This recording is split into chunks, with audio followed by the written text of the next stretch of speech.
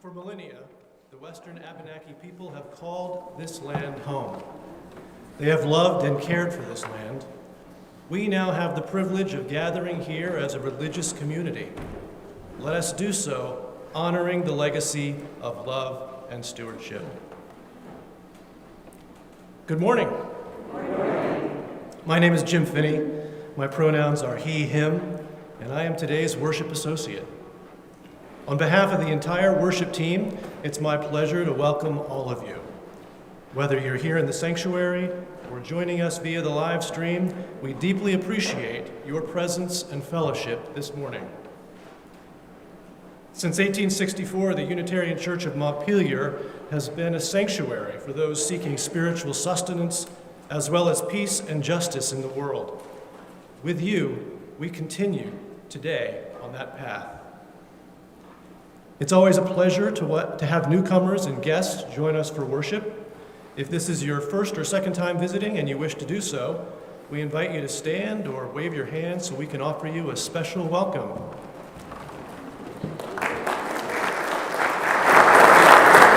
Thank you. We're glad you're here. All newcomers are invited to fill out our welcome form at the hospitality table downstairs in the vestry, so we can connect with you and welcome you more fully.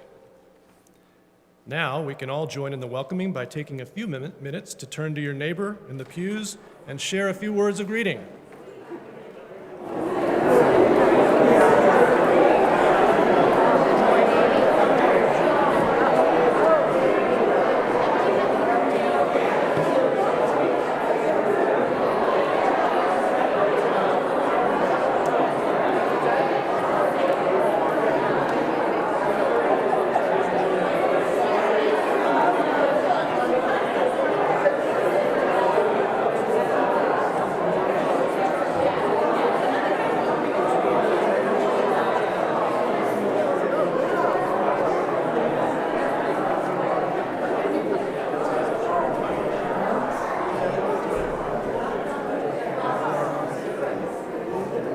Thank you for sharing these warm greetings. You're invited to continue your conversations after the service during coffee hour downstairs in the vestry. We have hearing assist devices available on the table at the rear of the sanctuary. If you need to leave the sanctuary for any reason, you can also watch or listen to the service downstairs in the fireplace room. If you have a personal concern and would like to share more deeply, a member of our lay pastoral care ministry team will be available here in the sanctuary after the service. This morning, our lay pastoral caregiver is Denise Bailey. Thank you, Denise. And now, let's make sure our cell phones are silenced, take a deep breath, and enter more deeply into our time of worship with the prelude.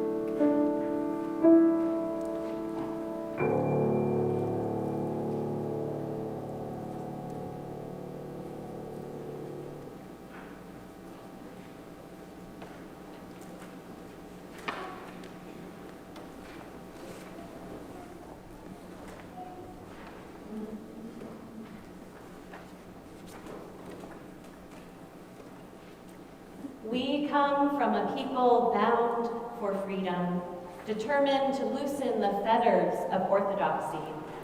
William Ellery Channing. William Ellery Channing.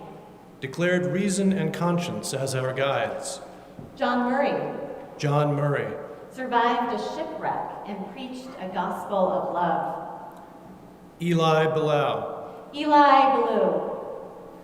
Pushed beyond the boxes of traditional Christian beliefs, preaching and teaching a fresh word in these green hills until this very church was founded 160 years ago. We come from a people bound for freedom, determined to loosen the fetters of racial supremacy. Nathan Johnson. Nathan Johnson. A black Universalist in New Bedford, Massachusetts, sheltered Frederick Douglass on his first night of freedom. James Reeb. James Reeb. A white minister from the North, answered the call to march from Selma to Montgomery and was met with the violence of white supremacists. His death further catalyzed the passage of the Voting Rights Act. Esai Barnwell. Esai Barnwell. Founded the Jubilee Singers, the first black-led Unitarian Universalist gospel choir. We come from a people bound for freedom, determined to loosen the fetters of patriarchy. Olympia Brown. Olympia Brown. Who fought to be admitted to seminary and became the first woman ordained by a denomination in the United States, campaigned for women's suffrage until the 19th Amendment was finally ratified. Frances Ellen Watkins Harper. Frances Ellen Watkins Harper. Spoke to the National Women's Rights Convention, insisting to the largely white-led suffragists that black women and men must not be ignored in the movement for equal treatment. Sylvie Thygesen. Sylvie Thygesen. Helped open one of the first birth control clinics in St. Paul, Minnesota, 50 years before birth control became legal. We come from a people bound for freedom, determined to loosen the fetters of all that dehumanizes and separates us from our dignity and sacred worth. Dorothea Dix. Dorothea Dix. Visited the cells of the mentally ill in Massachusetts, New Jersey, New Hampshire, Louisiana, and North Carolina, bringing to light their mistreatment and working to establish humane hospitals and just laws. Martha and Waitstill Sharp. Martha and Waitstill Sharp. Worked in secret to secure passage for those persecuted by the Nazis in Europe, saving hundreds of lives. Zach Walls. Zach Walls. Who was raised by two moms, spoke out against Iowa's attempt to ban same-sex marriage and advocated for gender equality in the Scouts of America. We continue today, seeking to be truth-tellers in our time. We continue today as barrier breakers in the here and now. We continue today as peacemakers for this moment. We are bound for freedom, building on foundations laid before us.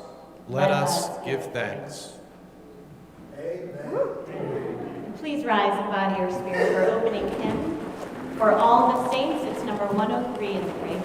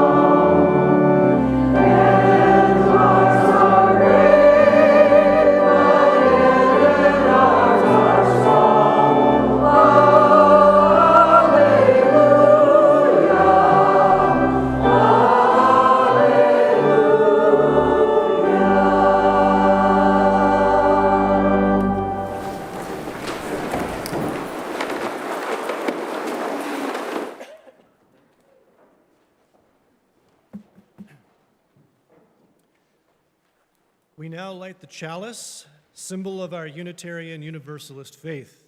This morning we welcome Peter Toms, who, along with Claudia Clark, maintains our church records, to light the chalice.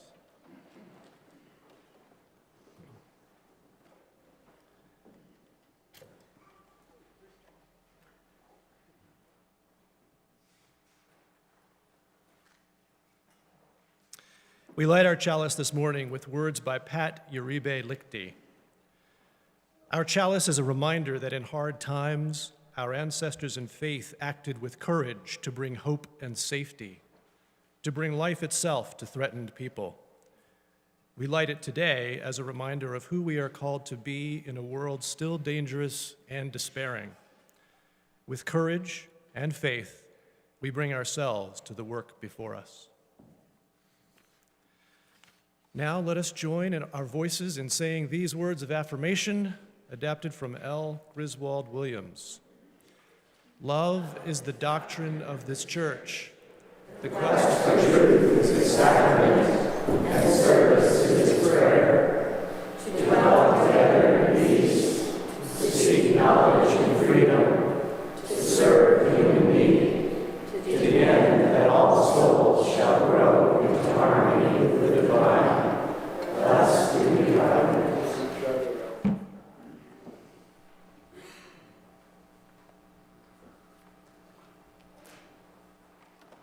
Good morning. Today in our Children's Chapel, our Pre-K 4 group will explore our monthly theme of rootedness through learning about our UU ancestors. Meanwhile, our middle school youth group will be planning their next service project in ways that they will be contributing to our all-ages service next Sunday. And looking ahead to next week, following the all-ages service, the UCM Governing Board will host a creative conversation for parents and caregivers and anyone else who is interested in the children and youth of our community to imagine what the upcoming years at UCM can look like. Children and youth can participate in a fun activity and a snack in Children's Chapel, while the adults gather in the fireplace room for this visioning session. If you are able, please join us in this important shared exploration next week. When we sing Everyone Out today, the pre-K through grade 4 will exit through the front of the sanctuary, while the middle school youth group will exit through the back. If your child is not registered for SC, or this is your first time joining, we are delighted to welcome you today. Adults, please come with them to fill out the registration form, and then you are welcome to stay with your child or return to service. Both groups will run approximately to 11:15. Children's Chapel will be dismissed from the room between the vestry and the School Street vestibule. And adults, please be sure to sign your children out before you leave. Middle schoolers and their adults will reconnect in coffee hour. Now let's sing our children and youth, and hold them in our hearts and sing them out as they go.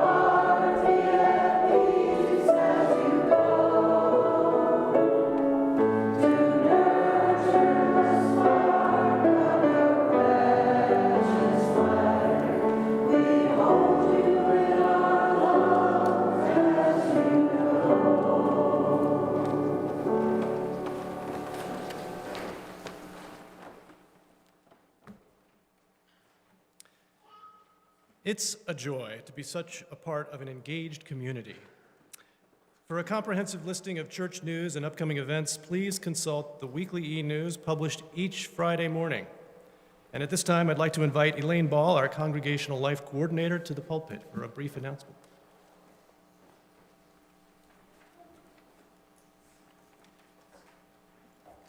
Good morning.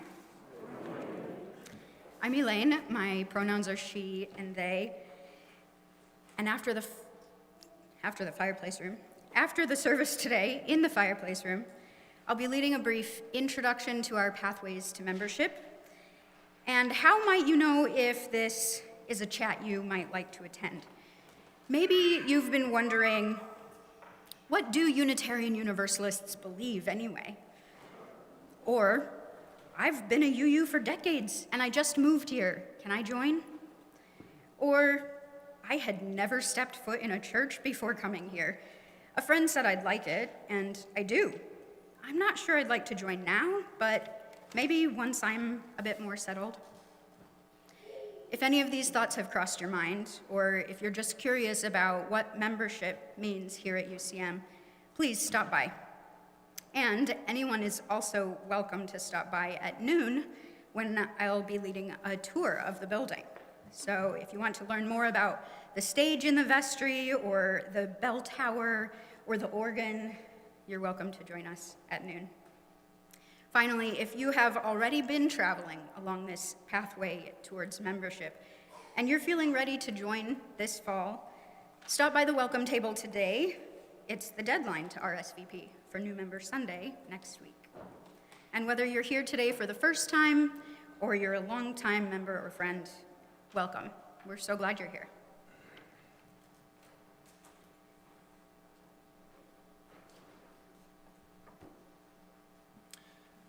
And one more important announcement. The Monday Community Lunch needs our help. A few of our regular volunteers are unavailable, and there is a current need for dishwashers and someone to do laundry. Please visit the table in the vestry to sign up for these or other volunteer roles, or use the sign-up link in the e-news. The act of giving is a spiritual practice as important as any other element in our shared time of worship. Our generosity is a form of love. Our gifts freely given help us to practice Unitarian Universalism within and beyond our congregation. Each month, through the UCM Community Pouch program, we share part of our collection with an important church fund or a community organization aligned with our values. This month's Community Pouch recipient is Central Vermont Habitat for Humanity, which builds and rehabilitates homes and provides affordable mortgages for income-sensitive Vermonters. Half of our cash offerings will go to the pouch recipient. The other half will directly support the mission and ministry of this congregation. If you wish to designate your entire offering to Central Vermont Habitat for Humanity, please indicate so with a note attached to your cash or in the memo line of your check. Checks will go to the church unless designated otherwise. You can find offering pouches at the end of the pew on the side aisle. Please pass them towards the center aisle. We are thankful to each of you for your generosity in its many forms. Your offering will now be gratefully received.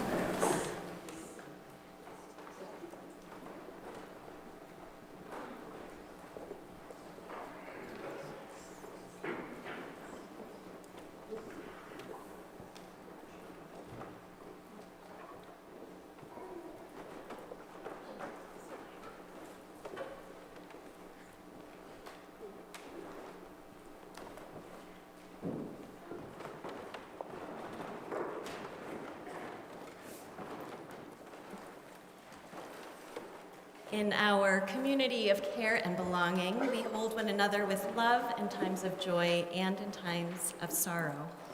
And in that spirit, we share in a ritual of lighting candles of joy and concern twice a month. During this candle lighting time, you may wish to come forward to share a special joy, a milestone, something that you would like to celebrate with us. In addition to your family, a special birthday, anything that you have found worthy of celebration. You may also wish to share a personal concern, perhaps a loss or a challenge in your own life that calls for our love and our prayers and support. In just a moment, I'll invite you to come forward if you're here in the sanctuary, to share your name and then to briefly share in just a sentence or two the joy or the concern that's on your heart, and then you can light a candle. You can also come forward and light a candle in silence if you prefer. As a reminder, our service is being live streamed, and anything you share here will be shared with those who are joining us online, and this portion of the service will be removed before we post the video recording in our service archive.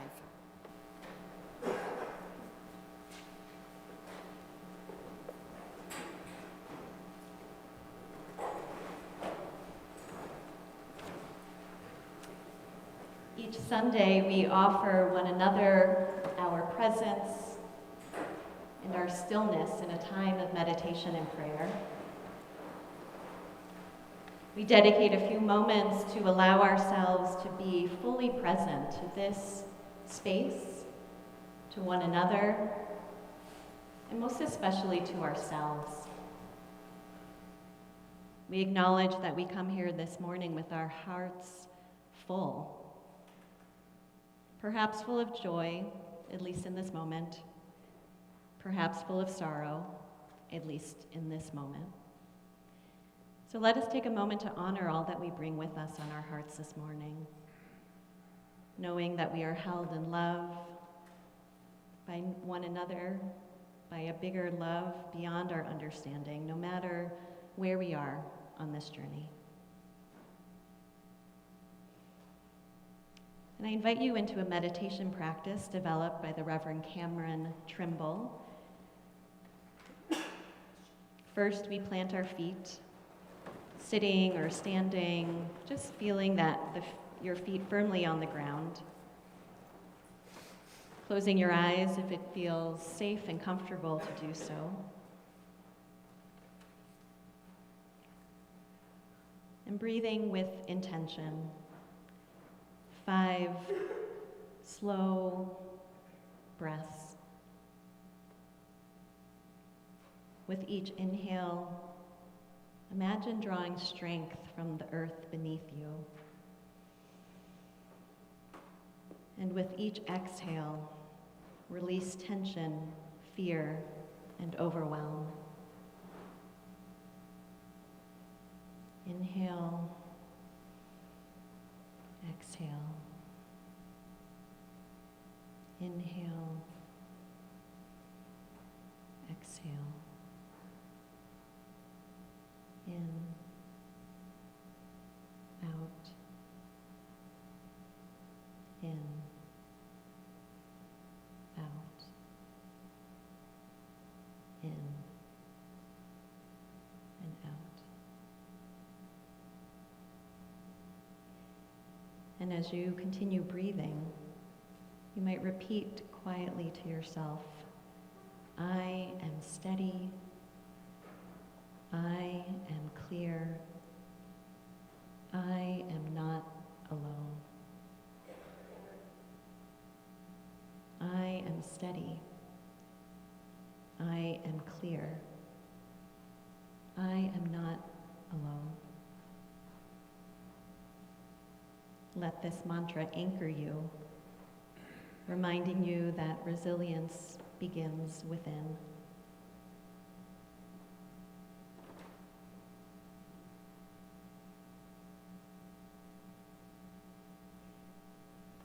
And finally, picture the community that you are building, that you are a part of, whether it's your family, your neighborhood, this congregation. picture it as a place where compassion thrives, where fear loses its grip.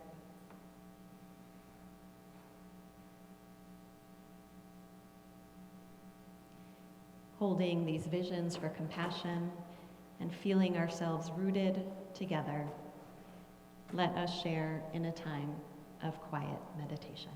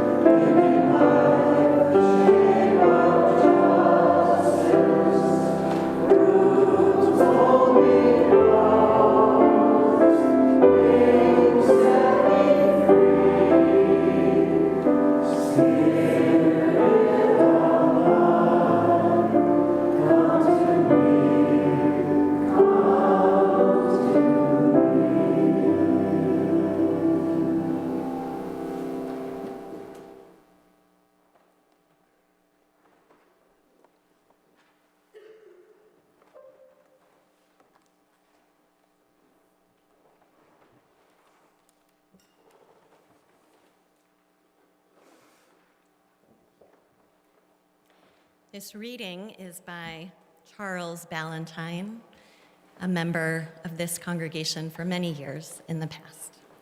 This is Roots, from having known Max Sokol. A forest is a home of many trees, of varied lineage and varied age, with each one seeming to stand alone, taking sunlight, sending forth its seed, drinking of the mists and falling rain, while sharing with its neighbors of its strength to help forge resilient sturdiness against the stormy buffets of the winds. This speaks only of what we can see.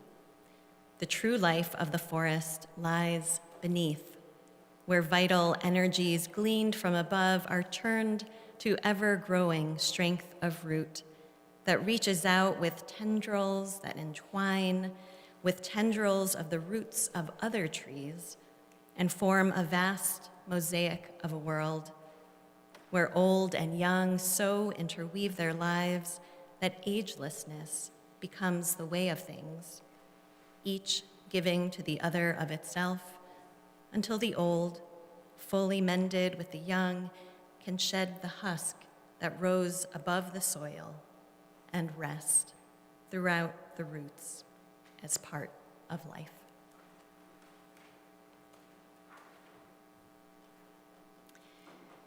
In our Unitarian Universalist congregations today, we are a mixed up bunch, a conglomeration of people with diverse religious roots and traditions who have come together within the walls of this sanctuary.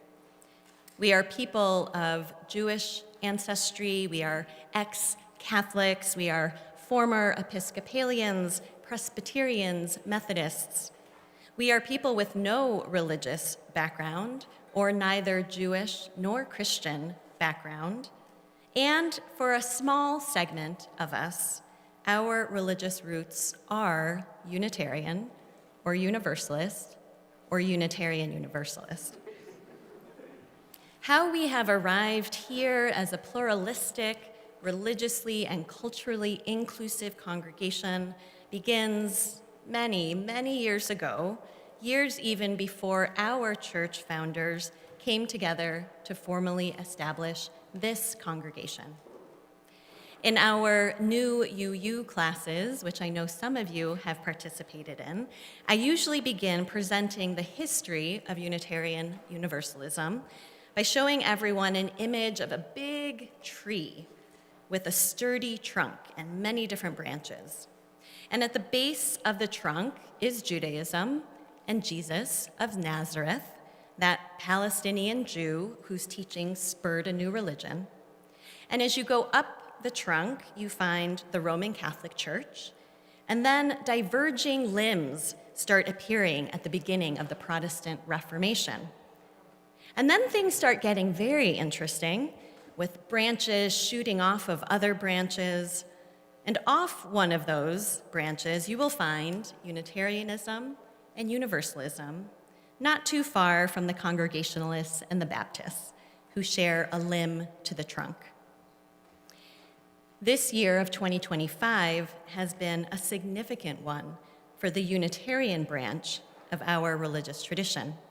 It was May 25th in the year 1825, 200 years ago, that the American Unitarian Association was chartered in Boston, Massachusetts. And the founding of the AUA was not without controversy. For decades prior to that, a conflict had been brewing between the Orthodox Congregationalists and the liberals. The liberals challenged core Calvinist doctrines of original sin and the nature of salvation. Their numbers grew, and soon they had taken over almost all faculty positions at Harvard College. And they hadn't set out with this challenging of traditional doctrine to start any new religious bodies or to separate themselves from the Christian fold, but their theologically conservative counterparts took great offense at their new ideas. In a pamphlet by Jedediah Morse, what a name, Jedediah Morse, right? Entitled American Unitarianism, they were branded Unitarians as an insult to repudiate their beliefs. In 1868, at the third meeting of the National Conference of Unitarian and Other Christian Churches, held at the Church of the Messiah in New York City, there were many churches of the Messiah back in that day. That church is now known as Community Church of New York. The Reverend Henry W. Bellows preached to the assembled body. And this church's minister at that time, the Reverend Charles Allen, was in attendance there at that meeting. And this is what Bellows preached in regard to the founding of the AUA. When, a half century ago, the cultivated intelligence of Massachusetts had inwardly broken with the popular Christian creed of New England, and a considerable portion of the best educated ministers could no longer teach Trinitarian or Calvinistic theology, there grew up a small body of churches, which, at first ignoring the authority of what was known as orthodoxy, but struggling to maintain without rupture their old ecclesiastical fellowship, were at last reluctantly forced by the decision of courts and the opposition of the adherents of the old theology to assume a separate existence and to recognize themselves as a distinct and new Christian body.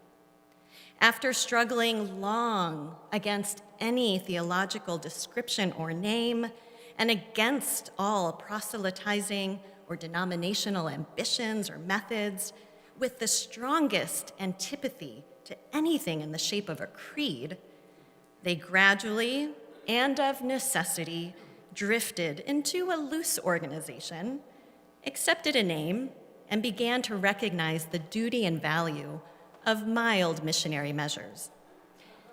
Their original aim had been only to secure freedom for their own consciences and allowance for their congregational independence in matters of faith as well as discipline.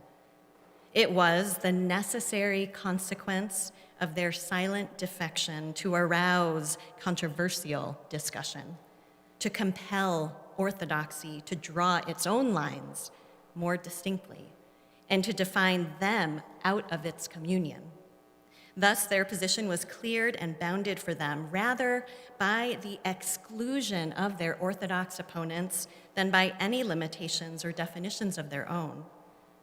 The continued action of the causes that produced them slowly increased their adherents and justified their more positive and active methods until in 1825, the American Unitarian Association was established, which may be regarded as the first distinct practical evidence the liberal Congregationalists of New England gave of their consciousness of a denominational existence.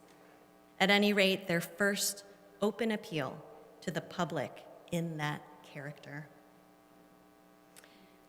Our religious roots, those of us gathered in worship today here, include this act of defiance and freedom. We come from a people who were pushed out of their religious community, who made a new way for their truth to be shared and lived. Their courage to live their truth is in our religious roots and our DNA.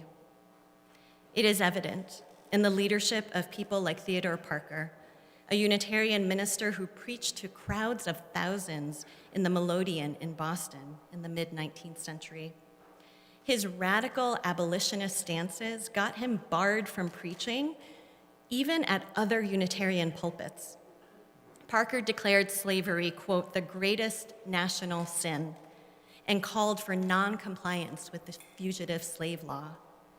And Parker walked the talk, befriending and helping William and Ellen Craft, who had escaped from bondage in Georgia and arrived in Boston in 1848. William Craft sought refuge with a friend, another Black activist in the area, and Ellen went into hiding in the home of Theodore Parker. It is said that for the next 2 weeks after that, Parker wrote his sermons, quote, with a sword in the open drawer under his inkstand and a pistol in the flap of the desk, end quote. Abolitionists were able to keep the Crafts safe for long enough for them to flee to Nova Scotia and then board a ship to England, where they stayed for 17 years before returning to Georgia with their children after the Civil War. And there they founded a school for freed slaves. Our religious roots of courageously living our truth are evident in the conviction of Fannie Barrier Williams, an African-American woman and member of the Unitarian Church of All Souls in Chicago, who delivered a speech to the world's Parliament of Religions at the Columbia Exposition in 1893. Her speech was entitled Religious Duty to the Negro, and this is what she said. What can religion further do to advance the condition of the colored people? More religion and less church. Less theology and more of human brotherhood. Less declamation and more common sense and love for truth must be the qualifications of the new ministry that shall yet save the race from the evils of false teachings. The tendency of creeds and doctrines to obscure religion, to make complex that which is elemental and simple, to suggest partisanship and doubt in that which is universal and certain, has seriously hindered the moral progress of the colored people of this country.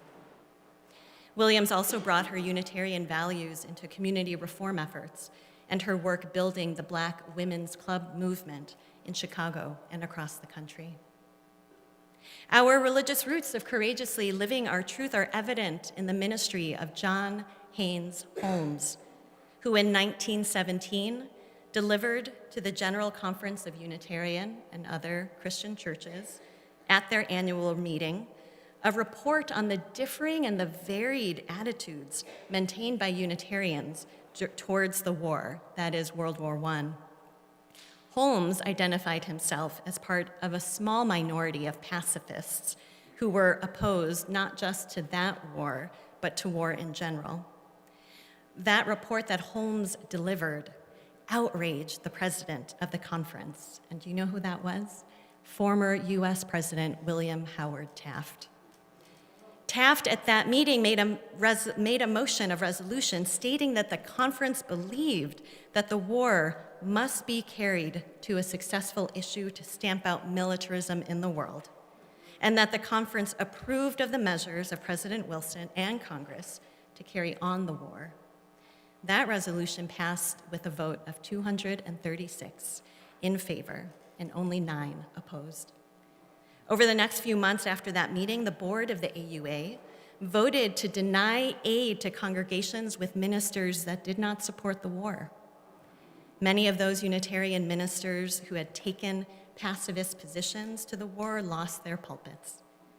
And in protest, John Haynes Holmes resigned his fellowship with the AUA and persuaded his congregation to rename itself from Church of the Messiah to the Community Church of New York.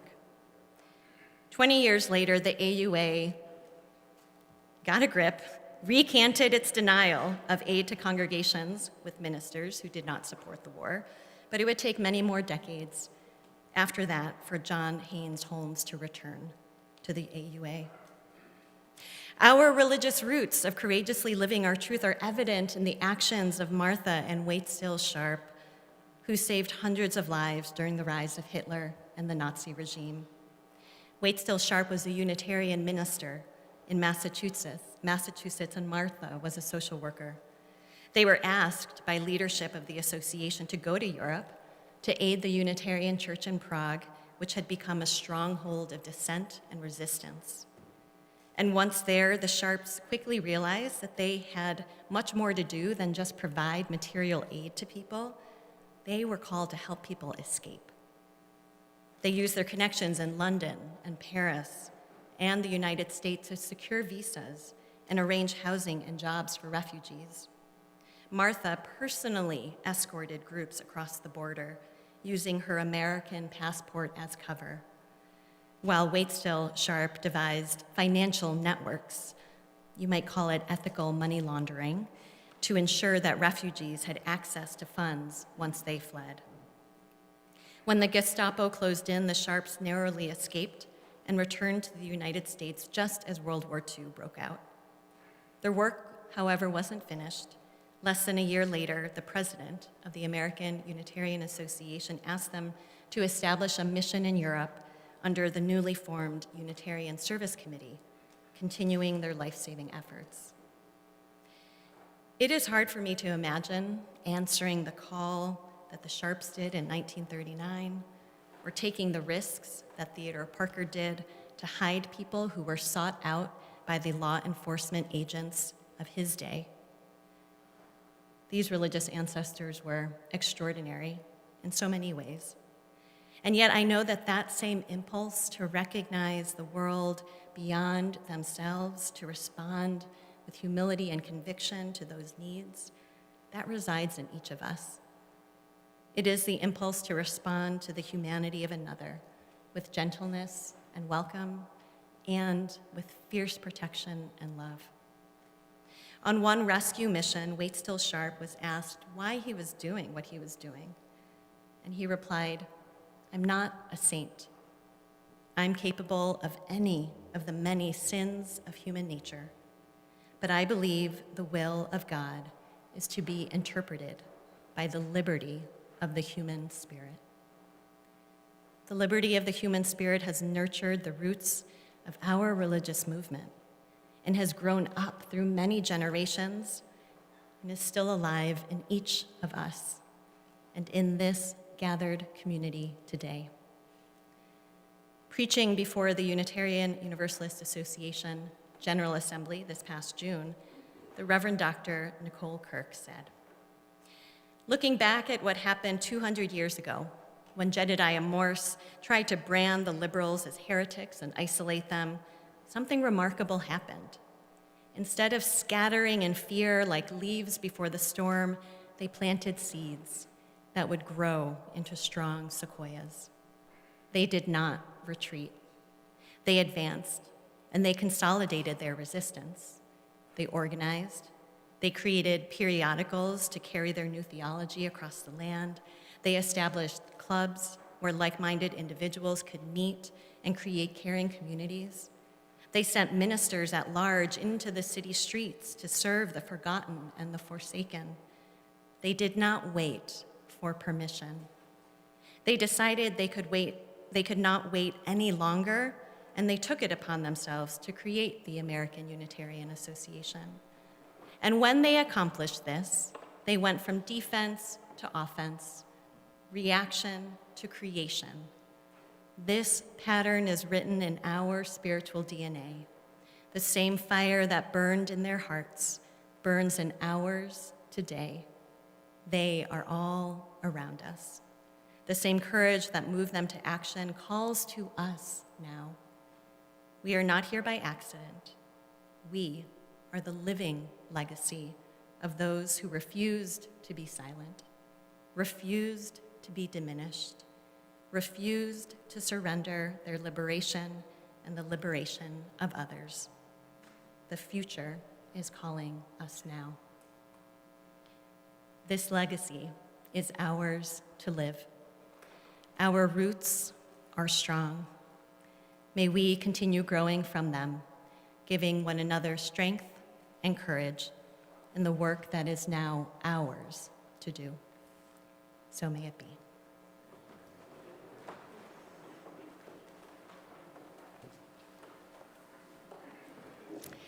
Let us join together now in our closing song. Let us carry each other. The words are going to be projected up front. You can find the music in your pews as well. Please rise in body or spirit.